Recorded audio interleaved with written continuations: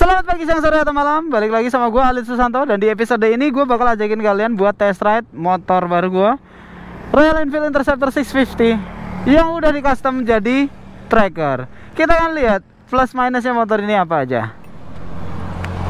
So, let's go.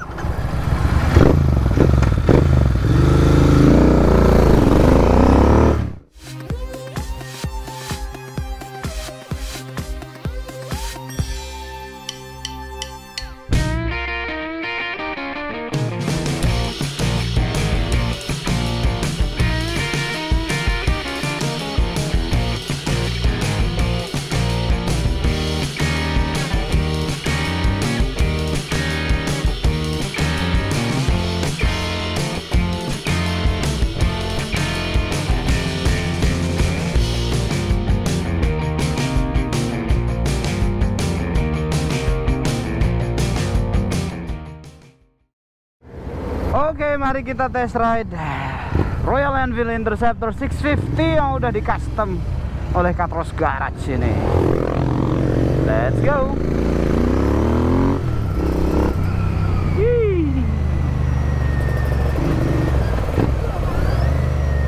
Knalpotnya, hal pertama yang gua apresiasi dari motor ini adalah knalpotnya. Setelah sedikit dipendekin sama Katros, ternyata suaranya jadi lebih tebel dibandingkan sebelumnya. Ini knalpotnya tuh awalnya sampai ujung ban belakang, sekarang jadi agak majuan, dan suaranya tuh lebih tebel. Digeber dikit aja langsung bah. Nah, asik. Terus yang gua apresiasi berikutnya adalah riding posture. Kalau ngomongin footstep itu nggak ada yang diubah, posisinya masih sama. Tapi karena ini joknya jadi lebih tipis, gue duduknya juga lebih relax. Sama setangnya juga dibikin lebih tinggi, jadi gue adjust posisi duduk gue juga jadi lebih gampang. Mau majuan, mau munduran. Aduh, tarikannya asik banget. Dulu ya, dulu zaman gue muda, alah muda, kayak pengen gede-gedean mesin gitu, nyari motor 1200 cc, 1000 cc, 900 cc.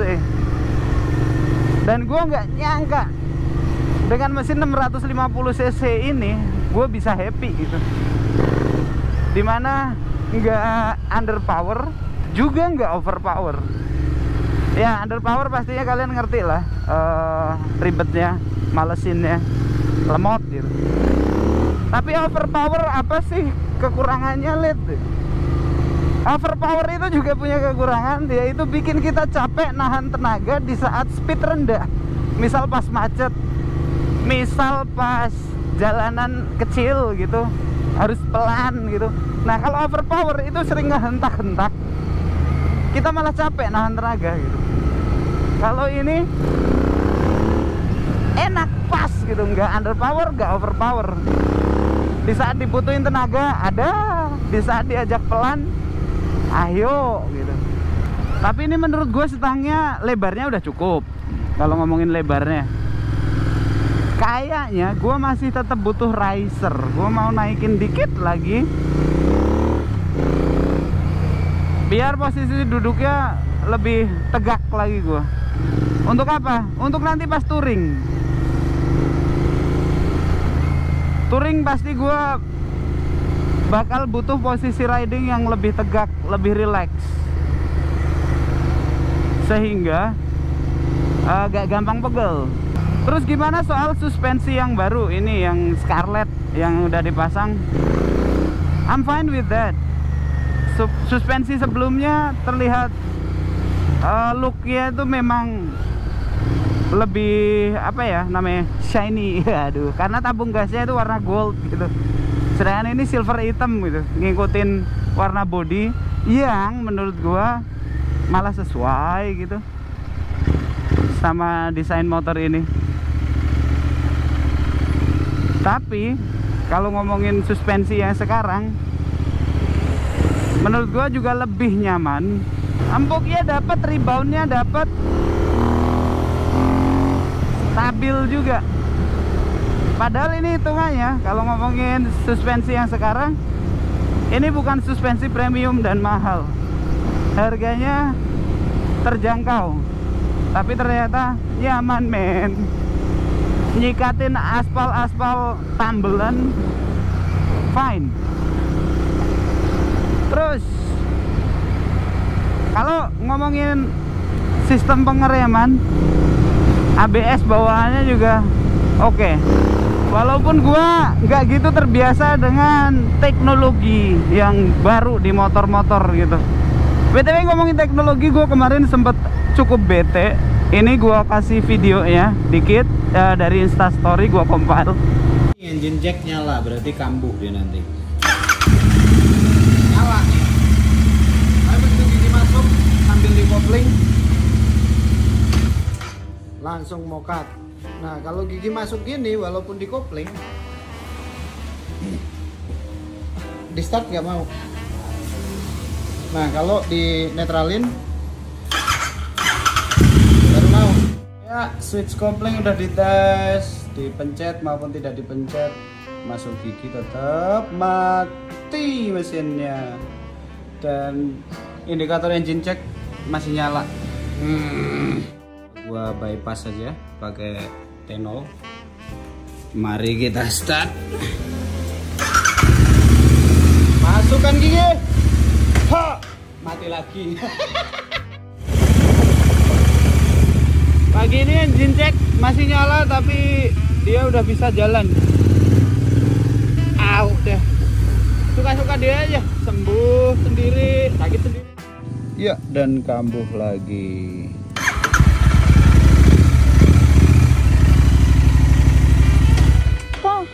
Bagus, konsisten gobloknya. Solusi sementara gue bikin jumper biar statusnya itu netral terus walaupun gigi masuk. Jadinya dimasukin gigi nggak masalah, tapi netral terus. Hahaha. Modern problem needs modern solution, bitch. Yap, udah sehat kembali. Tapi giginya netral terus. Bohongin sistem biar bisa jalan, bodoh. Yeay. Motor zaman sekarang dengan segala teknologinya itu menurut gue malah bikin ribet. Dengan fitur-fitur gimmick yang misalnya kayak kalau standar turun motornya nggak bisa dimasukin gigi. Kalau dimasukin gigi otomatis mati biar orang nggak lupa naikin standar. Oke, itu kalau ngomongin fitur safety, baiklah, bagus. Cuman itu juga punya efek jelek dimana saat sensornya itu error atau ECU bagian itu error, itu memunculkan masalah baru. Standar udah naik, tetap gak mau nyala tiap dimasukin gigi.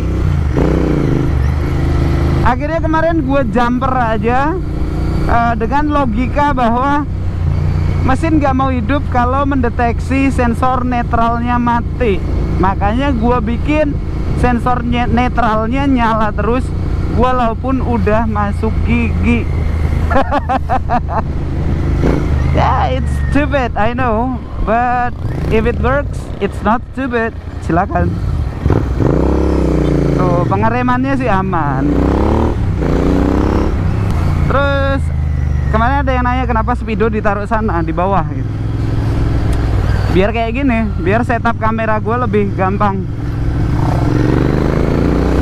Kalau ada speedo di sini, gue naruh kameranya agak bingung, pasti akan nyamping sini gitu, angle-nya nggak pas. Kalau gini kan enak di tengah. Napasnya panjang banget nih motor. Ya kalau ngomongin spek mesin ini mas standar, nggak ada yang gue utak-atik. Ya yang gue utak-atik cuman elektronik ECU-nya biar gak tolol aja. Gue sih lebih milih zaman karbu lah ya. nggak ada ECU-ECU-an, CDI, karbu, coil, udah cukup. Karena kalau dengan teknologi yang kayak gitu, error di entah berantah masih bisa diakal-akalin gitu. Kalau injeksi terus ECU, sekalinya error di antah berantah, kalau nggak bisa diakalin kayak gua kemarin bikin jumper gitu, nyerah, towing pulang. Yep. Ini suspensi depan masih aslinya tapi agak diturunin dikit sama Ateng, ngejar proporsi roda agar proporsi bannya tetap dapet. ABS nya berasa dan nyenengin, nggak bikin ban ngesot men. Apalagi ini gue pakai ban big block Shinko, dimana kalau remnya terlalu pakem ya gampang melintir.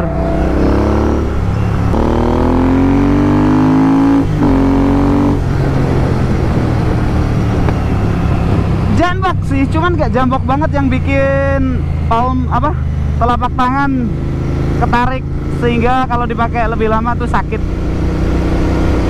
Jambok, enough power.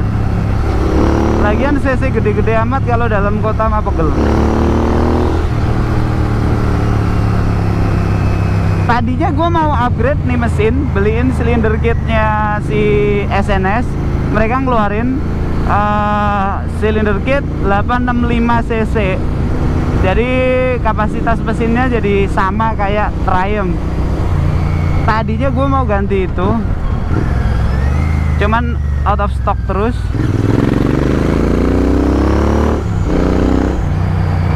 Tapi begitu gue rasain naik di motor agak lama, gue masih mikir masih cukup lah ini tenaganya, nggak perlu tak-atik dulu, nikmatin aja dulu. Mungkin kalau bosen dengan power yang segini baru dinaikin lagi.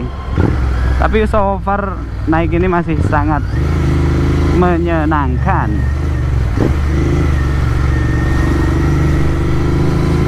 Nih, lewat depan polisi kalem aja, pelan, kalem, nggak usah digeber-geber, santai. Tuh, knalpotnya tuh menyesuaikan men. Tapi begitu udah jauh geber aja. Gue masih mau ngomongin ini, hand grip gue ganti Heidesu edisi gue sendiri, kolaborasi sama gue maksudnya. It's not about destination, it's about the journey. Kalau ini hand gripnya empuk dan tidak licin, enak. Emang kita desain agar enak buat dipakai touring. Terus kalau ngomongin suhu mesin, kita tadi udah riding udah cukup lama, sebenarnya udah cukup jauh. Suhu mesin sama sekali tidak mengganggu. Kapasitas mesin 650 cc 2 silinder sejajar ini sama sekali tidak mengganggu panasnya dibandingkan mesin konfigurasi V-twin atau L-twin, dimana mesinnya salah satunya tegak mendekati biji. Kalau ini adem-adem aja, dipakai macet-macet pun aman. Dia belum dia ini sistem pendinginannya bukan radiator, tapi masih pakai oil cooler. Tapi udah sangat efektif untuk cuaca tropis di Indonesia. Jadi dipakai panas-panasan gini pun nggak overheat, sangat aman. Wih, tuh suspensinya tuh enak banget man.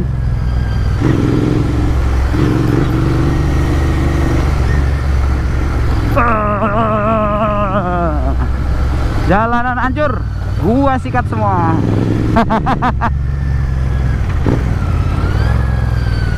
Dan masih stabil. Gua nggak bilang ini suspensi empuk banget, karena ini memang bukan motor cross ya.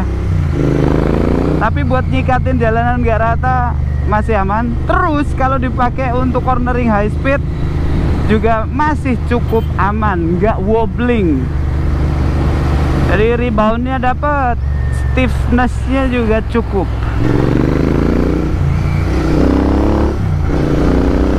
Oke, gue udah mau nyampe, gue mau ke bengkel, mau nyari riser untuk stang ini. Test ride-nya sampai sini aja. Makasih udah nonton video test ride kali ini. Semoga apa yang gue sampaikan bisa menambah referensi atau pengetahuan kalian mengenai motor Royal Enfield Interceptor. Dan kalau kalian tertarik juga, gue doain bisa segera beli. Nabung beli. Oke, makasih udah nonton teman-teman. Sampai jumpa. Dadah.